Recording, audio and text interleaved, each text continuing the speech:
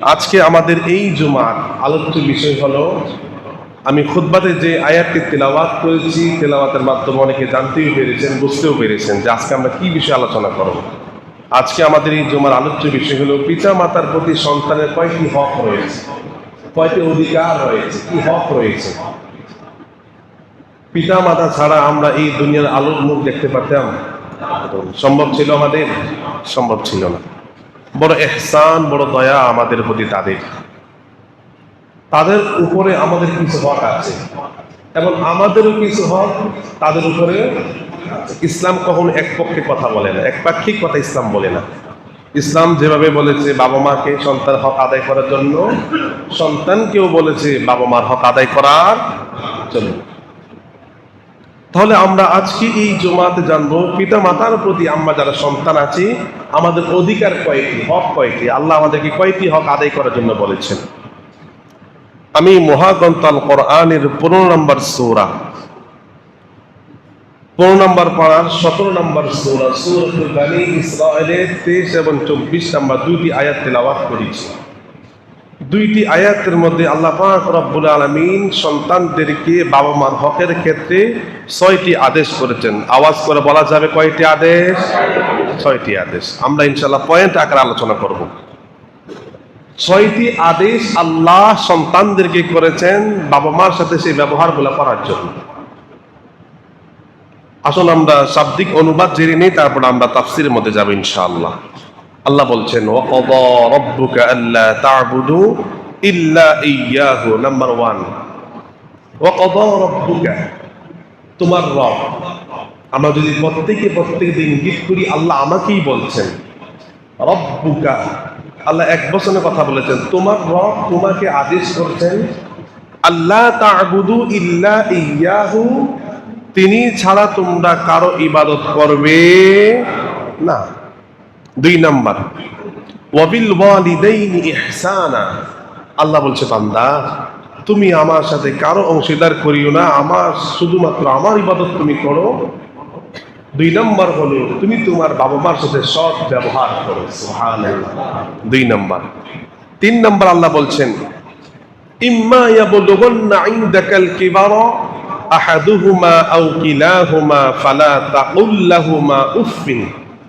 আল্লাহ বলছেন তোমার জীবদ্দশায় তোমার মা কিংবা বাবা কিংবা উভয় যদি তোমরা বৃদ্ধ বয়সে তাদেরকে পাও, উফফিন, উফ শব্দটা তোমরা তাদেরকে বলিও না। ওয়ালা তানহারহুমা, 4 নাম্বার হলো তোমরা তাদেরকে ধমক দিও না, ধমক দিও না, আল্লাহ নিষেধ করেছে। ওয়ালা তানহারহুমা ওয়া কুল লাহুমা কাওলান কারীমা। তাহলে আল্লাহ ধমক দিল তো কিভাবে কথা বলবো? আল্লাহ বলছে একদম নরম ভাষায় তোমরা কথা বলো। সুবহানাল্লাহ। ওয়াখফিদ লাহুমা জানাহা যুল্লি মিনার রাহমা, আল্লাহ 5 নম্বরে বলছেন যে তোমরা তোমাদের জীবনটাকে, আয়াতের শাসনকে অর্থ হলে এটা, তোমরা তোমাদেরকে বাবা মার সামনে একদম বিলীন করে দাও। সুবহানাল্লাহ। অর্থাৎ জীবনটাকে তাদের জন্য উৎসর্গ করে দাও। জানাহা যুল্লি অর্থ হলো তোমাদের ডানাগুলো তোমরা বিছিয়ে দাও। ডানা বিছিয়ে দাও তাফসীরের মধ্যে এসেছে নিজেদেরকে বিলীন করে দাও বাবা মার সামনে। 6 নম্বর আল্লাহ বলেছেন যদি বাবা মা তোমার জীবদ্দশা না থাকে, তোমার হক হলো ওয়াকুর রাব্বিরহামহুমা কামা রাব্বায়ানি সগীরা, তাদের জন্য তুমি দোয়া করো। সম্মানিত ভাইয়েরা আমার, এবার একটু উত্তর দেন। আমি আপনাদের থেকে প্রশ্ন করছি, আল্লাহ সন্তানদের উপর কয়টি অধিকারের কথা বলেছেন? 6টি। এই 6টি অধিকারকে সামনে রেখে আমরা আজকে 3টা পয়েন্ট আলোচনা করবো। চিল্লা বলেন কয়টা পয়েন্ট? 3টা পয়েন্ট। নাম্বার 1 হবে সৎ ব্যবহারের গুরুত্ব কি, বাবা মার সাথে সৎ ব্যবহারের গুরুত্ব কি। নাম্বার 2 সৎ ব্যবহার করলে আমার আপনার লাভ কি, বাবা মার সাথে সৎ ব্যবহার করলে আমাদের কি লাভ হবে, কি সওয়াব আমরা পাবো। নাম্বার 3 বাবা মার সাথে খারাপ ব্যবহার করলে কি শাস্তি আমাদের জন্য রয়েছে। তাহলে সামনে 6টি হককে সামনে রেখে 3টা পয়েন্ট আলোচনা করব। নাম্বার 1 আবার বলছি, বাবা মার সাথে সৎ ব্যবহার করার গুরুত্ব কত। 2 নাম্বার সৎ ব্যবহার করলে পরে লাভ কি। 3 নাম্বার সৎ ব্যবহার না করলে শাস্তি কি। নাম্বার 4 হলো বাবা মা যদি জীবিত অবস্থায় না থাকে, মৃত্যু হয়ে যান, মৃত্যুবরণ করে, তাদের উপর আমাদের অধিকার কি। সম্মানিত ভাইয়েরা, বন্ধুরা আমার গভীর মনোযোগ। তিনটা পয়েন্টকে সামনে রেখে নাম্বার 1 পয়েন্ট হলো আল্লাহ রাব্বুল আলামিন সূরা বানী ইসরাঈল 23 নম্বর আয়াতে আল্লাহ বলছেন, বান্দারে ওয়াকাদা রাব্বুকা আল্লা তা'বুদু ইল্লা ইয়্যাহ। বান্দারে, আমি তোমার রব তোমাকে আদেশ করছি, নির্দেশ করছি, তোমাকে আদেশ করছি, নির্দেশ দিচ্ছি তোমাকে, আল্লাহ তা'বুদু ইল্লা ইয়্যাহ। বান্দারে, কেবলমাত্র শুধুমাত্র তুমি আমার ইবাদত করবে। কার ইবাদত? আগে এই কথাটা ভালো করে বুঝেন। আল্লাহ ইল্লা ইয়্যাহু বলেছেন। যারা আরবি গ্রামার জানেন, ইয়্যা মানে অবশ্যই, শুধুমাত্র, কেবলমাত্র, একমাত্র কার ইবাদত করব? আল্লাহর ইবাদত। আল্লাহ রাব্বুল আলামিন সূরা আল মুমিনুন এর 115 নম্বর আয়াতে বলছেন, আফা হাসিবতুম أنما خلقناكم عبثا وأنكم إلينا لا ترجعون। আল্লাহ বলছে, বান্দা তুমি এটা ধারণা করো না আমি তোমাকে আল্লাহ অনর্থক সৃষ্টি করেছি, ওয়া আন্নাকুম ইলাইনা লা তুরজাউন, আর আমার কাছে ফিরে আসতে হবে না। তুমি মনে করো, তুমি এটা ধারণা করো যে আমি আল্লাহ তোমার অনর্থক সৃষ্টি করেছি এবং আমি আল্লাহর কাছে তোমাকে ফিরে আসতে হবে না, এটা তুমি ধারণা করিও না। কে বলেছেন? আল্লাহ বলেছেন। বন্ধুগণ আমার, ভাইয়ারা আমার, সূরাতুস সাদের মধ্যে আল্লাহ রাব্বুল আলামিন বলেছেন, ওয়ামা খালাকনাস সামাওয়াতি ওয়াল আরদা ওয়ামা বাইনাহুমা বাতিলা। মহান আল্লাহ রাব্বুল আলামিন বলছে, বান্দারে, আসমান এবং জমিন, আসমান জমিনের মাঝখানে যা রয়েছে আমি আল্লাহ রাব্বুল আলামিন তা অনর্থক বেহুদা সৃষ্টি করি নাই। আসমান জমিনের মাঝখানে, আসমান জমিন সহ সৃষ্টির পেছনে আমার রহস্য আছে, আমার উদ্দেশ্য আছে। আমরা প্রশ্ন করলাম, আল্লাহ রাব্বুল আলামিন আপনার কি উদ্দেশ্য রয়েছে আমাদেরকে সৃষ্টি করার? যদি আমরা আল্লাহকে প্রশ্ন করি, আল্লাহ তাআলা আপনি সূরা আল মুমিনুনের মধ্যে বলেছেন অনর্থক মানুষকে আপনি সৃষ্টি করেন নাই, আসমান জমিনকে আপনি অনর্থক সৃষ্টি করেন নাই, আমাদেরকে অনর্থক সৃষ্টি করেন নাই, তাহলে আপনি আমাদেরকে কেন সৃষ্টি করেছেন? যদি আল্লাহকে প্রশ্ন করি, আল্লাহ রাব্বুল আলামিন সূরাতুজ জারিয়ার মধ্যে আল্লাহ বলছেন, ওয়ামা খালাকাতুল জিন্না ওয়াল ইনসা ইল্লা লিয়াবুদুন। আল্লাহ বলছে, বান্দা আমি আল্লাহ অনর্থক সৃষ্টি করি না, তোমাদেরকে সৃষ্টির পিছনে আমার আল্লাহ একটা উদ্দেশ্য রয়েছে। সেই উদ্দেশ্যটা কি? আল্লাহ বলছেন, ওয়ামা খালাকতুল জিন্না ওয়াল ইনসা, মানুষ এবং জিন জাতিকে সৃষ্টি করেছি শুধুমাত্র কার ইবাদত করার জন্য। একটাও জবান বন্ধ রাখবে না, চিল্লা বলে, কার ইবাদতের জন্য? আল্লাহর ইবাদতের জন্য। বন্ধুগণ আমার, ভাইয়েরা আমার, তাহলে আমরা তিনটি আয়াত সামনে রেখে জানতে পারলাম, আল্লাহ বলেছেন আল্লাহ তা'বুদু ইল্লা ইয়্যা, আল্লাহর ইবাদত করার জন্য আল্লাহ বলেছেন। তাহলে মহান আল্লাহ রাব্বুল আমাদেরকে অনর্থক সৃষ্টি করেন নাই। আমার আল্লাহ আসমান অনর্থক সৃষ্টি করেন নাই, আমার আল্লাহ জমিন অনর্থক সৃষ্টি করেন না, আমাদেরকে অনর্থক সৃষ্টি করেন নাই। আল্লাহ আমাদেরকে সৃষ্টি করেছেন তার গোলামি করার জন্য, ইবাদত করার জন্য। এবার আসুন, হুজুর আমরা ইবাদত কতক্ষণ পর্যন্ত করব? ইবাদত আমরা কি শুধু সকাল থেকে রাত্র পর্যন্ত করব নাকি? ইবাদত আমরা কতটুকু করব?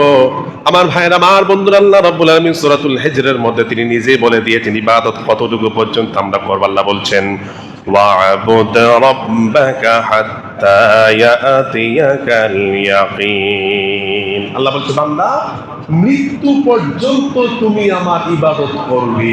কি পর্যন্ত? মৃত্যু পর্যন্ত। বন্ধুগণ আমার, ভাইয়েরা, ইবাদত কারে বলে? ইবাদত কি? ইবাদত শুধুমাত্র নামাজ নয়, ইবাদত শুধুমাত্র রোজা নয়, ইবাদত শুধুমাত্র যাকাত নয়। ইবাদত মানে হলো যেন আল্লাহর হাবিবের সুন্নাহ মোতাবেক যদি আপনি চলেন, যদি আপনি খাবার খান, যদি আপনি ঘুমান, যদি আপনি গোসল করেন, যদি আপনি ওয়াশরুমে যান, ওয়াশরুম থেকে বের হন, আপনি যা কিছু করেন, যদি হাবিবুল্লাহর সুন্নাহ মোতাবেক যদি করেন, তাহলে আপনার প্রত্যেকটা কাজ ইবাদত হয়ে যাবে। আর ইবাদত হলে পরে প্রত্যেকটা ইবাদতের সওয়াব আল্লাহ রাব্বুল আমিন আমার আপনার আমলনামা দিয়ে দিবেন। সুবহানাল্লাহ। সুন্নাহ মোতাবেক হলে ইবাদত, আর অন্যতে ইবাদত হবে, কাজ হবে কিন্তু ইবাদত হবে না। ওই যে এক জুমাতে বলেছিলাম, মনে আছে কিনা জানি না, নবীজির প্রতি ঈমান আনার ক্ষেত্রে আমি ব্যাখ্যা করেছিলাম। এই যে মসজিদে আমরা ঢুকি, মসজিদে ঢুকা সুন্নত বলেছিলাম কয়টা? মাশাআল্লাহ, অনেকের মনে আছে মসজিদ থেকে বের হওয়া সুন্নত কয়টা? 5টা। যদি আপনি মসজিদের সুন্নাহ গুলা মেনে যদি ঢোকেন, আপনার ইবাদত হয়ে যাবে। সুন্নাহ মোতাবেক যদি বের হয়ে যান, আপনার ইবাদত হয়ে যাবে। আপনি সুন্নাহ মানলেন না, মসজিদে ঢুকলেন তো নামাজ পড়লেন, নামাজের সওয়াব পেলেন, কিন্তু মসজিদে ঢোকার সময় যদি বলেন নাওয়াইতু সুন্নাতুল ইতিকাফ মা দুমতু বিহাযাল মসজিদ, যদি আপনি ইতিকাফের নিয়তে মসজিদে ঢুকেন, আপনি নামাজ পড়লে তো সওয়াব পাবেন, ইতিকাফের নিয়ত করার কারণে আপনি ডবল সওয়াব পাবেন। সুবহানাল্লাহ। তাহলে ইল্লা লিয়াবুদুন মানে হলো আল্লাহর ইবাদতের জন্য আল্লাহ আমাদেরকে সৃষ্টি করেছেন। আল্লাহ সূরাত বনী ইসরাঈল 23 নম্বর আয়াতে আল্লাহ প্রথম নম্বর বলেছেন রব্বুকা আল্লা তা'বুদু ইল্লা ইয়্যা, শুধুমাত্র আমার ইবাদত করো। তো ইবাদত কতক্ষণ করব?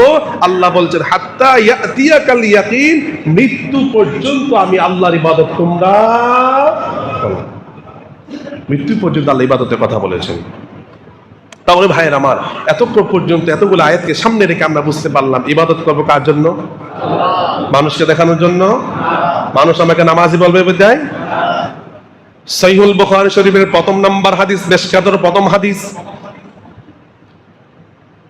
হযরত ওমর ফারুক রাদিয়াল্লাহু আনহু থেকে বর্ণিত, তিনি বলেন সামিআতু রাসূলুল্লাহ সাল্লাল্লাহু আলাইহি ওয়াসাল্লাম, আল্লাহর হাবিব বলেছেন ইন্নামাল আ'মালু বিন্নিয়াত, প্রত্যেকটা কাজ নিয়তের উপর নির্ভরশীল। ওয়া ইন্নামা লিকুল্লি ইমরিইম মা নাওয়া, নবীজি বললেন প্রত্যেক মানুষ যে কাজ করে, যে নিয়তে কাজ করে, সে তার প্রতিদান পাবে। আপনি আল্লাহর ইবাদত করবেন আল্লাহ রাজি খুশি করার জন্য। যদি আপনি মানুষের জন্য, মানুষকে দেখানোর জন্য আপনি ইবাদত করেন, আপনি নামাজ পড়েন মানুষকে দেখার জন্য, এটাও তো ইবাদত। আপনি রোজা রাখেন, মানুষ আপনার রোজাদার বলবে, এটাও তো ইবাদত। আপনি মানুষকে যাকাত দেন, মানুষ আপনাকে যাকাত দানকারী বলবে, তা এটাও ইবাদত। আপনি দান করেন, মানুষ আপনার দানকারী বলবে, এটাও ইবাদত। কিন্তু আমার নবীজি বললেন ইবাদত মানে হলো মানুষকে দেখানোর জন্য না। যদি ইবাদতটা নিয়তটা করে যদি আল্লাহর জন্য করতে পারো মুসলমান, তাহলে এটাও হলো প্রকৃত পক্ষের ইবাদত। আল্লাহর ইবাদত তো করবেই, তুমি নিয়ত করবে কার জন্য? আল্লাহর জন্য। নামাজ পড়ো ইবাদত, রোজা রাখাও ইবাদত, কিন্তু আপনি নামাজ পড়লে মানুষ আমার নামাজি বলবে, মানুষ আমাকে দানশীল বলবে, কিন্তু আপনি মানুষকে দেখার জন্য কাজটা করলে কাজটা কিন্তু ইবাদত, কিন্তু মানুষকে দেখার জন্য করলে আপনি সওয়াব পাবেন না। যদি আপনি আল্লাহর জন্য করেন, তাহলে ইবাদতটা সওয়াবে পরিণত হয়ে যাবে। সুবহানাল্লাহ। তাহলে আমরা ভাইয়েরা প্রথম নাম্বার ওয়ার্ড থেকে জানতে পারলাম ইবাদত শুধুমাত্র করব কার জন্য? আল্লাহর জন্য করব। নাম্বার 2 হলো আল্লাহ রাব্বুল আলামিন সে বান্দারে, যেটা আমাদের আলোচ্য বিষয় ছিল, আল্লাহ বলে বান্দা তুমি শুধুমাত্র আমার ইবাদত করবা, আমার ইবাদতের পরে ওয়াবিল ওয়ালিদাইনি ইহসানা, বান্দা আমার ইবাদতের পরে তুমি তোমার বাবা মার সাথে ওয়ালিদাইন, আল্লাহ দ্বিবচন বলেছেন, এক বচন দ্বিবচন বহু বচন, আল্লাহ দ্বিবচন বলেছেন ওয়ালিদাইন, তুমি তোমার পিতা মাতার সাথে সদাচরণ সৎ ব্যবহার করো। সুবহানাল্লাহ। আমরা আল্লাহকে প্রশ্ন করলাম, আল্লাহ তাআলা আপনি বললেন পিতা মাতার সাথে সৎ ব্যবহার করার জন্য, সদাচরণ করার জন্য, ভালো ব্যবহার করার জন্য। আমরা মার সাথে বাবার সাথে কেন সদাচরণ করব, ভালো ব্যবহার করব? কারণটা কি? তারা আমাদের প্রতি কি ইহসান করেছেন। আল্লাহ রাব্বুল আলামিন সেই কথাটার ব্যাখ্যা তিনি সূরাতুল লোকমানের মধ্যে আল্লাহ করে দিচ্ছেন। আল্লাহ বলছেন বান্দারে তুমি তোমার বাবা মার সাথে কেন সদাচরণ করো না, কেন সৎ ব্যবহার করবা? জানো জানো ওয়াসাইনাল ইনসানা বিওয়ালিদাইহি হামালাতুহু উম্মুহু ওয়াহানান على وهن وفصاله في عامين। মহান আল্লাহ রাব্বুল আলামিন বান্দা তুমি তোমার মা বাবার সাথে কেন সদ্ব্যবহার করবা জানো? ওয়াসাইনাল ইনসানা বিওয়ালিদাই, আমি আল্লাহ তাআলা মানুষদেরকে ওসিয়ত করছি তার বাবা মার ব্যাপারে। বলে যে মার সাথে কেন সদ্ব্যবহার করবা? আমার আল্লাহ বলে বান্দা হামালাতু উম্মুহু, তোমার মা তোমারে গর্ভে ধারণ করেছে।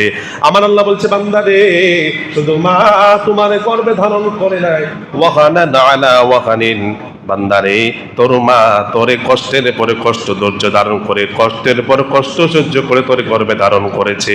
ওয়াফিসালুহু ফি আমাইন, বান্দারে 1 মাস নয় 2 মাস নয়, মা তোরে 2 বছর দুধ পান করিয়েছে। সুবহানাল্লাহ। তাহলে আমরা বাবা মার সাথে কেন সদ্ব্যবহার করব? আল্লাহ এই কথাটা ব্যাখ্যা কোরআন বিল কোরআন, কোরআনে এক একটা আয়াতের ব্যাখ্যা আল্লাহ অন্য আয়াতে করে দিয়েছেন। আল্লাহ বলছেন মার সাথে সদ্ব্যবহার করবে, এই জন্যই মা তোমাকে গর্ভে ধারণ করেছে, মা কষ্টের পর কষ্ট মা সহ্য করেছে, মা তোমাকে 2 বছর দুধ পান। তাফসীর জালালাইনের মধ্যে ইমাম সয়্যিদ রাহমাতুল্লাহ আলাইহি তিনি তার তাফসীর কিতাবের মধ্যে এনেছেন, তিনি বলছেন আল্লাহ রাব্বুল আলামিন বলেছেন ওয়াহানান আলা ওয়াহানিন, কষ্টের পরে কষ্ট সহ্য করে মা তোমাকে গর্ভে ধারণ করেছে। কষ্টের পরে কষ্ট কি? ইমাম সয়্যিদ রাহমাতুল্লাহ আলাইহি তার তাফসীরে জালালাইনের মধ্যে বলেন মা এমন 3টা কষ্ট করে যে 3টা কষ্ট বাবা কখনো করে না। 1 নাম্বার হলো মা সন্তানকে গর্ভে ধারণ করে, 2 নাম্বার হলো প্রসব বেদনার কষ্ট। আমার মায়ার নবীজি ডাক দিয়া বলেন যেই মা প্রসবের সময় যদি মারা যায়, সন্তান প্রসবের সময় যদি মা মারা যায়, মায়ার নবী বলেন ওই মাকে আমার আল্লাহ শহীদি মর্যাদা দান করে দেয়। আমার নবীজি বললেন যেই মা সন্তানকে প্রসবের সময় মারা যায় না কিন্তু জীবিত হয়ে যায়, নবীজি বললেন যে মুজাহিদ জিহাদের ময়দান থেকে গাজী হয়ে যখন বাড়িতে ফিরে তার আমল নামায় যত আমল হবে, মা যদি বেঁচে যায় ওই গাজীর মতো সমপরিমাণ সব মার আমল নামা আল্লাহ দিয়ে দেয়। 3 নাম্বার ইমাম সয়্যিদ বললেন মা যে কষ্ট আমাদেরকে নিয়ে করলেন, 3 নাম্বার কষ্ট হলো মুসলমান লালন পালনের কষ্ট। বলে যে লালন পালনে কেমন কষ্ট? ও যুবক ভাই, নিজের বিবির দিকে একটু আমরা তাকাই, নিজেদের স্ত্রীর দিকে একটু তাকাই। সন্তানরা রাত্রিবেলা কতবার উঠে, কতবার মার ঘুম ভাঙিয়ে ফেলে। বলে যে মা ঘুমাতে না মায়ের চোখের নিচে কালো হয়ে যায়। আজও দুনিয়ার মধ্যে এমন কোনো খবর পাবেন না যেই মা রাগ করে সন্তানদের খাট থেকে ফেলে দিছে, খবর পাবে? আমার আল্লাহ বলছে বান্দা ওয়াহানান আলা ওয়াহান, মা তোমারে কষ্টের পরে কষ্ট সহ্য করে তোমারে মা তোমারে লালন পালন করেছে। বান্দারে শুধু লালন পালন করে নাই, ওয়াফিসালহু ফি আমাইন, মা তোমারে 1 বছর নয় টানা 2টা বছর মা তোমার দুধ পান করিয়েছে। আপনারা যারা বোঝেন তারা ভালো করে জানেন, আপনি দোকান থেকে দুধ কিনবেন, দেখবেন যে অনেক টাকার দুধ, একটা দুধ 2 সপ্তাহ যায় না, শেষ হয়ে যায়। কিন্তু আমার আল্লাহ মার স্তনের মধ্যে এমন দুধ দিয়েছে, মা 2 মাস পান করেছে, 1 টাকাও পর্যন্ত মা আমাদের থেকে বিনিময় চাই না। ঠিক কিনা বলেন? এর জন্য মার সাথে সদ্ব্যবহার করা দরকার আছে না নাই? আছে না নাই? আছে। তাহলে ভাইয়ের আমার আল্লাহ বলছেন মার সাথে সদ্ব্যবহার করা কত গুরুত্ব আল্লাহ বললেন। এবার দেখেন নবীজি বললেন মার সাথে কেমন সদ্ব্যবহার করব। রাসূল করিম সাল্লাল্লাহু আলাইহি সাল্লাম হাদিসের মধ্যে বলেছিলেন, খুতবার মধ্যে বলেছিলেন, আন আবি হুরায়রা রাদিয়াল্লাহু তাআলা আনহু قال جاء رجل الى رسول الله صلى الله عليه وسلم, একজন সাহাবী আল্লাহর হাবিবের কাছে আসলেন, এসে বললেন ইয়া রাসূলুল্লাহ, ইয়া হাবিবাল্লাহ, মান আহাক্কুন নাসি বিহুসনি সাহাবাতি, নবীজি আমার ব্যবহারের মধ্যে সবচেয়ে ভালো ব্যবহারটা আমি কার সাথে করব? আমার ব্যবহারের চাইতে সবচেয়ে উত্তম ব্যবহারটা আমি কার সাথে করব, কার দেখাবো? মায়ার নবী ডাক দিয়ে বলেন সাহাবী ক্বালা উম্মুকা, তুমি তোমার মার সাথে সদ্ব্যবহার করো। সাহাবী আবার প্রশ্ন করলেন ক্বালা সুম্মা মান, ও মায়ার নবী আমার, আমি এরপরে কার সাথে সদাচরণ করব, সদ্ব্যবহার করব? মায়ার নবীজি ডাক দিয়ে বলেন ক্বালা উম্মুকা, তোমার মার সাথে সদ্ব্যবহার করো। সাহাবী আবার প্রশ্ন করলেন ক্বালা সুম্মা মান, নবী গো এরপরে কার সাথে আমি সদাচরণ করব, সদ্ব্যবহার করব? নবীজি বললেন ক্বালা উম্মুকা, 1 বার নয় 2 বার নয়, মায়ার নবী 3 বার বললেন মার সাথে সদাচরণ করো। সাহাবী 4বার প্রশ্ন করলেন ক্বালা সুম্মা মান, নবীজি এরপর আমি কার সাথে সদাচরণ করব, সদ্ব্যবহার করব? আল্লাহর নবী বললেন ক্বালা আবুকা, সাহাবী রে তুমি তোমার বাবার সাথে তুমি সদাচরণ করো। সুবহানাল্লাহ।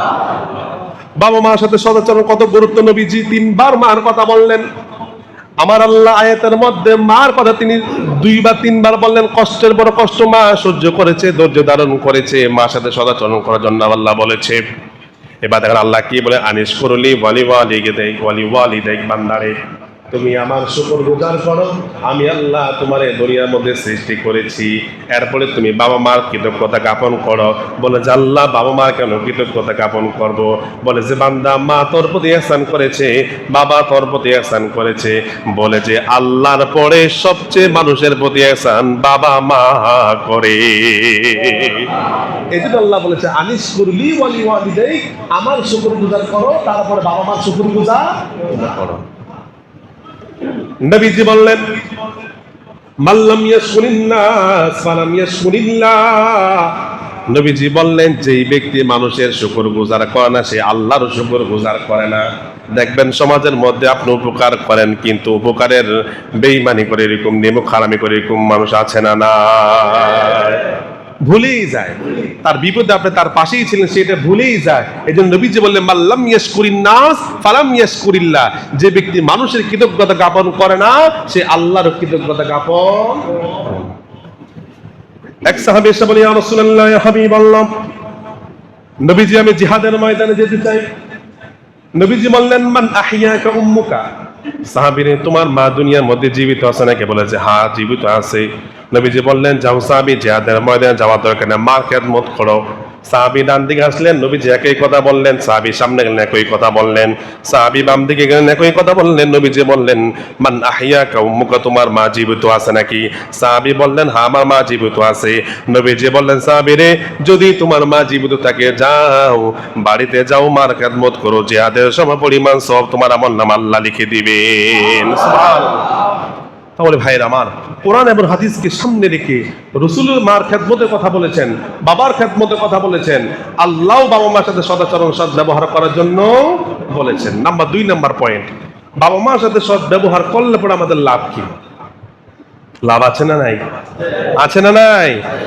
قال النبي صلى الله عليه وسلم رضا الرب في رضا الوالدين وسخط الرب في سخط الوالدين। মুসলমান ভালো করে নবীজি বললেন বাবা মার সন্তুষ্ট মানে হলো আল্লাহ সন্তুষ্ট, বাবা মার অসন্তুষ্ট হলো আল্লাহর অসন্তুষ্ট। যদি আপনি মারে খুশি করতে পারেন, বাবারে খুশি করতে পারেন, তাহলে আল্লাহ খুশি হয়ে যাবে। যদি আপনি বাবা মারে নারাজ করেন, যদি বেয়াদবি করেন, আল্লাহর আরশ কেঁপে যাবে, আল্লাহ রাগান্বিত হয়ে যাবেন।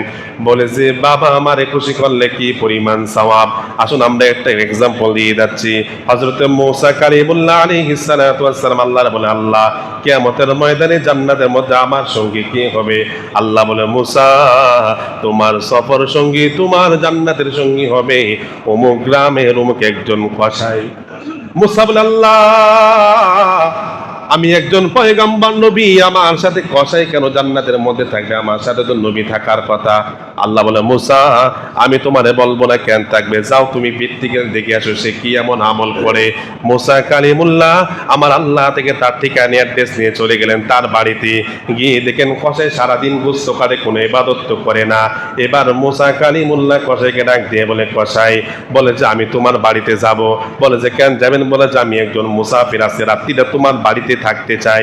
হযরত মূসা কালিমুল্লাহ বলেন আমি কসাইয়ের বাড়িতে চলে গেলাম, রাত্রি যাপন করলাম। আমি দেখলাম কসাই দোকান থেকে বাড়িতে যাওয়ার সময় এক টুকরা গোস্তের পোটলা তিনি নিয়ে বাড়িতে চলে গেলেন। আমি বাড়িতে গিয়ে দেখি কসাই মাথার উপর থেকে তার মারে নামালেন, তার মারে গোসল করালেন, ভালো কাপড় চোপড় পরিধান করালেন, ওই পোটলার গোস্তগুলা ভালো করে রান্না করলেন, আর রুটি বানালেন। গোস্ত এমন রুটি মার মুখের মধ্যে তুলে দিলেন। মূসা কালিমুল্লাহর সামনে গোস্ত এমন রুটি রাখলেন, বলে মুসাফির ভাই আপনি খান, সকালবেলা আমি দোকানে চলে যাব, আপনিও চলে যাবেন। মূসা কালিমুল্লাহ এবার কসাই হাত ধরে বলে কসাই রে বলো বলো তুমি কি এমন আমল করো? ওই যে বৃদ্ধা মহিলারে দেখলাম তুমি মাথা থেকে নামালা, বলো রে তোমার এই বৃদ্ধা মহিলা তোমার কি হয়? বলে যে আমার মা হয়।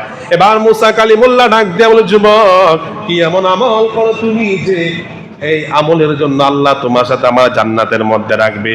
বলে যে তাহলে শুনেন মুসাফির মানুষ, আমি বাজার থেকে প্রতিদিন আসি, আসার পরে আমি আমার মারে মাথা থেকে নামাই। আমার মা ছাড়া দুনিয়াতে আমার কেউ নাই, আমি ছাড়াও আমার মার দুনিয়ার মধ্যে কেউ নাই। বলে যে আমি আমার মারে গোসল করাই, আমি আমার মারে গোসল করাইয়া বাজার থেকে গোসল আমি রান্না করে মার মুখে তুলে দেই। বলে যে আমার মা বীর বীর করে আল্লাহর কাছে কি দোয়া করে? বলে যে তোমার মা কি দোয়া করে?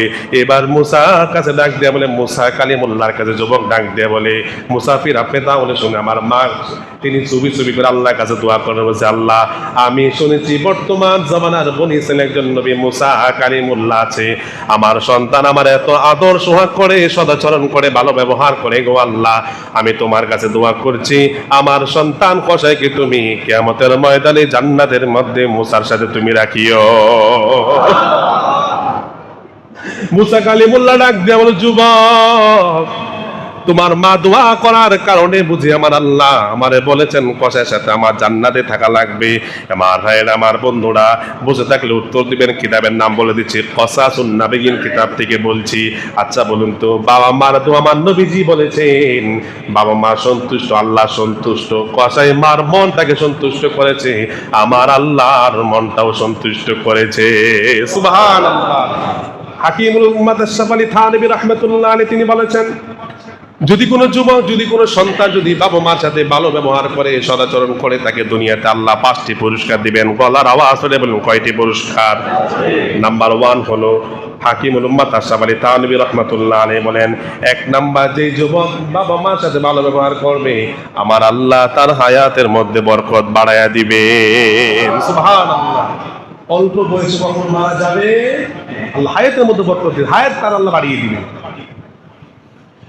হাকিমুল উম্মাত আশরাফ আলী থানভী রাহমাতুল্লাহ আলাইহি বলেন, যে ব্যক্তি বাবা মার সাথে সদাচরণ করবে, ভালো ব্যবহার করবে, 2 নাম্বার তার পুরস্কার হলো বিপদ থেকে আল্লাহ ওই সন্তানকে বাঁচাইয়া দিবেন। সুবহানাল্লাহ। আপনি বাড়ি থেকে বের হয়ে, মা গ্রামের মধ্যে আছে, আপনি কোনো কাজে যাচ্ছেন, মার ফোন দেন, ও মা কাজে যাচ্ছি দোয়া করো, মা থেকে দোয়া নেন। কাজ থেকে এসে আবার মারে ফোন দেন, বলে যে মার দোয়া কেমন সন্তান বেঁচে যায়। ইমাম বুখারী রাহমাতুল্লাহি আলাইহি ছোটকালে তার কোনো চক্ষু ছিল, তিনি অন্ধ ব্যক্তি ছিলেন, তিনি তার কিতাবের মধ্যে এনেছেন, বলে যে আমি অন্ধ ব্যক্তি ছিলাম, চোখে কিছু দেখতাম না, মা নামাজের মধ্যে সাজদায় পড়ে আল্লাহকে, আল্লাহ আমি মা তোমার কাছে দোয়া করছি আমার সন্তানের চক্ষু তুমি ফিরে দাও। ইমাম বুখারী রাহমাতুল্লাহ বলেন, মা দোয়ার কারণে মা যখন নামাজ শেষ করলেন, শেষ করার পরে মা দেখলেন আমি ছেলেদের সাথে খেলাধুলা করতেছি, আমার চক্ষু দৃষ্টি ফিরে এসেছে। বলে যে দুনিয়ার মুসলমান শোনো শোনো শোনো, মা দোয়ার কারণে আমার চক্ষু শুধু ফিরে আসে নাই, মৃত্যু পর্যন্ত আমি ইমাম বুখারীর কোনোদিন চশমা পড়তে হয় না। মার দোয়া আল্লাহ আমাদের বিপদ থেকে বাঁচিয়ে দিবেন। 3 নাম্বার, মা বাবার দোয়ার কারণে আল্লাহ আপনাকে ইজ্জতের চেয়ারে বসাবেন। সুবহানাল্লাহ। দুনিয়াতেই তারাই বড় হয়েছে, তারাই বড় হয়েছে ভাই বাবা মা দোয়ার কারণে। বাবা মা দোয়া ছাড়া কেউ বড় হতে পারবে না। নাম্বার 4 হলো যারা বাবা মার সাথে ভালো ব্যবহার করবে, হাকিমুল উম্মাত আশরাফ আলী থানভী রাহমাতুল্লাহ আলাইহি বলেন আল্লাহ তাকে হজ করার তৌফিক দিবেন। 5 নাম্বার পুরস্কার তিনি বলেছেন আল্লাহ ওই ব্যক্তির মৃত্যুর কষ্টটাকে তিনি সহজ করে দিবেন। সুবহানাল্লাহ। তাহলে এতক্ষণ পর্যন্ত আমরা দ্বিতীয় পয়েন্ট জানলাম, ভালো ব্যবহার করলে কি লাভ আমাদের রয়েছে। এবার সমাজের মধ্যে এমন কিছু ছেলে আছে বাবা মার সাথে খারাপ ব্যবহার করে, এরকম আছে না নাই? আল্লাহ রাব্বুল আলামিন বলেছেন কোরআন কারীমে, আল্লাহ রাব্বুল আলামিন বলেছেন, ইম্মা ইয়াবলুগান্না ইনদাকাল কিবারা আহাদুহুমা আও কিলাহুমা ফালা তাকুল লাহুমা উফফিন ওয়ালা তানহারহুমা وقل لهما قولا كريما। আল্লাহ বলছেন তোমার বাবা মা যদি একজন কিংবা উভয়জন যদি তোমার জীবিত অবস্থায় বৃদ্ধ হয়ে যায়, ফালা তাকুল লাহুমা উফফিন, উফ শব্দটা তুমি তাদের সামনে পেশ করিও না, আওয়াজ করিও না, ওয়ালা তানহারহুমা, তাদেরকে তোমরা ধমক দিও না। সমাজের মধ্যে এমন সন্তান আছে বাবা মারে ধমক দেয়, এরকম আছে না নাই? আছে না নাই? ভাইরা আমার সন্তান আপনার সন্তান যখন একটা জিনিসকে বারবার প্রশ্ন করে আব্বু ওইটা কি, আমরা সহজ উত্তর দিই না, 10 বার বলে 10 বার উত্তর দিই, বরঞ্চ কত মায়া লাগে। আমি তো ঠিক আমার বাবার প্রশ্ন করেছিলাম, আমি তো ঠিক আমার মার এসে প্রশ্ন করেছিলাম, তারা তো কখনো উফ শব্দটা বলে নাই, কিন্তু আমি আপনি কিছু একটা কথা 3 বার বললেই আমরা উফ শব্দটা ব্যবহার করি, এরকম আছে না নাই? আমার ভাইয়েরা বন্ধুরা, আমার সহিহুল বুখারী শরীফের হাদিস, যে হাদিসটা আমরা ওই যে মানুষকে ধ্বংস করার জন্য শয়তান 6টি ফাঁদ এঁকেছে, ওই জুমাতে আলোচনা করেছিলাম, ওই জুমাতে বলেছিলাম দুইজন সাহাবী নবীজির কাছে আসলেন। একজন এসেছে আল্লাহ কতটুকু নিকটবর্তী, আরেকজন বলেছেন আমরা আল্লাহর কাছে চাইব না নবীজির কাছে চাইব। হাদিসটা আপনাদের স্মরণ এসেছে মনে হয়। আনাস ইবনে মালিক রাদিয়াল্লাহু আনহু قال, আনাস ইবনে মালিক রাদিয়াল্লাহু আনহু ডাক দিয়ে বলেন, ইয়া রাসূলুল্লাহ, হাবিবাল্লাহ, সবচেয়ে কবিরা গুনাহ কোনটা আমাদেরকে বলে দেন। আল্লাহর নবীজি বলেন, আল ইশরাকু বিল্লাহ। এক নাম্বার কবিরা গুনাহ হলো আল্লাহর সাথে শিরিক করা। দুই নাম্বার হলো হুকুকুল ওয়ালিদাইন, বাবা মার সাথে খারাপ ব্যবহার করা মানে হলো কবিরা গুনাহ। নাউযুবিল্লাহ। একজন যুবক এসে বলে, ইয়া রাসূলুল্লাহ, হাবিবাল্লাহ, নবীজি, আমি আমার বাবারে প্রত্যেক মাসে কিছু হাত খরচ দিই। বাবা বলে যে আরো লাগবে, আরো চাই, আরো চাই। নবীজি একটু বাবার আপনি ধমক দিয়া দেন যে তিনি আমার কাছে আর হাত খরচ বেশি না চায়। নবীজি সাহাবীদেরকে বললেন, সাহাবী আলী, এই যুবকের বাবাকে তোমরা চেনো নাকি? সাহাবী কেরাম বললেন, ইয়া রাসূলুল্লাহ, হাবিবাল্লাহ, আমরা এই যুবকের বাবারে চিনি। নবীজি বললেন, যাও তার বাবারে ধরে নিয়ে আসো। তার বাবারে ধরে নিয়ে আসা হলো। আল্লাহ নবীজি বললেন, সাহাবী, ছেলেটা কি তোমার? বলে যে হ্যাঁ। হুজুর কোনো বেয়াদবি করেছে কিনা? বলে যে কোনো বেয়াদবি করে নাই। বলে যে তোমার ব্যাপারে নালিশ করার জন্য আসলো, তুমি নাকি বেশি খরচ চাও। বাবাটা চোখের পানি ছেড়ে দিলেন। ছেড়ে দেওয়ার পরে বাবা ডাক দিয়ে বলে, ইয়া রাসূলুল্লাহ, হাবিবাল্লাহ, নবীজি, আমার এই সন্তানটা বড় আদরের সন্তান, তার মা তার রেখে মারা যায়, আমি কোনো বিবাহ করি নাই। নবীজি সারাদিন কাজ করে আমি 4টা খেজুর পেতাম, 3টা খেজুর আমার এই সন্তানকে আমি দিয়ে দিতাম, আরেকটা খেজুর আমি বাবা খেতাম। এত কষ্ট হতে লালন পালন করেছি। মায়া নবীজি চোখের পানি ছেড়ে ডাক দিয়ে বলে, যুবক, আমি নবীজি বলে দিলাম, আজকের পর থেকে যত ইনকাম তুমি করবা সবগুলো ইনকামের মালিক তুমি না, সবগুলো ইনকামের মালিক হলো তোর বাবা। আমরা কিছু টাকা ইনকাম করে বাবা মার সাথে কলম দেখাই, এত টাকা দিয়ে তারপরে আপনার হয় না, কত টাকা চান আপনি? কিন্তু নবীজি বলেন, যুবকরে, তোমার বাবা মা জীবিত থাকা অবস্থায় যত ইনকাম করবি, 1 টাকার মালিক তুই না, সব টাকার মালিক হলো তোর বাবা। বাবা মার সাথে খারাপ ব্যবহার করা যাবে না। আবু হুরায়রা রাদিয়াল্লাহু আনহু নবীজির কাছে বলি, আর কাছে এসে বলি, ইয়া রাসূলুল্লাহ, হাবিবাল্লাহ, নবীজি, ইসলাম ধর্ম গ্রহণ করেছি, সংক্ষেপে শেষ করে দিচ্ছি, খারাপ ব্যবহার করলে কি শাস্তি শুনেন? আবু হুরায়রা এসে বলি, ইয়া রাসূলুল্লাহ, হাবিবাল্লাহ, ইসলাম ধর্ম গ্রহণ করেছি, মা শুনেছি তো মা ঘর থেকে বের করে দিয়েছে। নবীজি ডাক দেন, আবু হুরায়রা, মার সাথে খারাপ ব্যবহার করেছো নাকি? বলে যে না ইয়া রাসূলুল্লাহ, খারাপ ব্যবহার করি নাই। আবু হুরায়রা রে, মা যদি ঘর থেকে বের করে দেয় তারপরও মার সাথে তুমি খারাপ ব্যবহার করো না। আবু হুরায়রা ডাক দিয়ে বলে, ইয়া রাসূলুল্লাহ, হাবিবাল্লাহ, নবীজি, আল্লাহর কাছে একটু দোয়া করে আল্লাহ যেন আমার মার ইসলামের জন্য কবুল করে নেয়। আবু হুরায়রা ডাক দিয়ে বলেন, আমি আমার নবীজিরে বললাম এই কথা বলার সঙ্গে সঙ্গে আমি বাড়ির দিকে দৌড়াতে লাগলাম। আমি আগে যাই নাকি আমার নবীজির দোয়া আগে কবুল হয়। আমি বাড়িতে চলে গেলাম, মা দরওয়াজার মধ্যে কনাঘাত করলাম, মা উপাস থেকে কত নরম শুনে ডাকলাম, আবু হুরায়রা এসে শুনে কে কিনা? আবু হুরায়রা বলে, দুনিয়ার মানুষ, আমি আমার মার কণ্ঠের আওয়াজ শুনে বুঝতে পারলাম আমার মা ইসলামের জন্য আল্লাহ কবুল করে নিয়েছে। সাদ ইবনে আবি ওয়াক্কাস রাদিয়াল্লাহু আনহু ইসলাম ধর্ম গ্রহণ করার কারণে তার মা বললেন, সাদ ইবনে আবি ওয়াক্কাস, তুমি যদি ইসলাম ধর্ম না ছাড়ো আমি কোনোদিন খাবার খাবো না, পানিও খাবো না। সাদ ইবনে আবি ওয়াক্কাস ডাক দিয়ে বলে, মারে, তুমি যদি জীবিত থেকে মৃত হয়ে যাও খাবার না খেয়ে, তারপর আমি ইসলাম ধর্ম ছাড়বো না। নবীজির কাছে আসলেন, আসার পরে যখন এই কথা নবীজিকে বললেন, আল্লাহ রাব্বুল আলামিন সঙ্গে সঙ্গে আয়াত নাযিল করে দিলেন। সাদ ইবনে আবি ওয়াক্কাসকে উদ্দেশ্য করে আল্লাহ বলছেন, ওয়া ইন জাহাদাকা আলা আন তুশরিকা বি মা লাইসা লাকা বিহি ইলমুন ফালা তুতি'হুমা ওয়া সাহিবহুমা ফিদ দুনিয়া মারুফা। আল্লাহ বলছেন, এ সাদ ইবনে আবি ওয়াক্কাস, মা যদি তোমাকে আমি আল্লাহর সাথে শিরিক করতে বলে আর ওই ব্যাপারে যদি তোমার কোনো জ্ঞান না থাকে, তারপরও তুমি দুনিয়ার মধ্যে বাবা মার সাথে সদাচরণ তুমি করো। সুবহানাল্লাহ, কত বড় কথা আল্লাহ বললেন। আল্লাহর সাথে শিরিক করার কথা বলার পরেও বাবা মার সাথে খারাপ ব্যবহার করা যাবে না। আসুন একটা বুখারী শরীফে হাদিস বলে শেষ করে দিচ্ছি। হাদিসটি বুখারী এবং মুসলিম শরীফ, বুখারীর মধ্যে অল্প এসেছে, মুসলিমের মধ্যে পুরোটা এসেছে হাদিসের মধ্যে। রাসূল করিম সাল্লাল্লাহু আলাইহি সাল্লাম বলেছেন, বনি ইসরাঈলের মধ্যে একজন যুবক ছিল, যেই যুবকের নাম ছিল জুয়াইস। সে খুব আবেদকারী লোক ছিলেন, মার পদ্ম দেখেন কেমন লেগে যায়।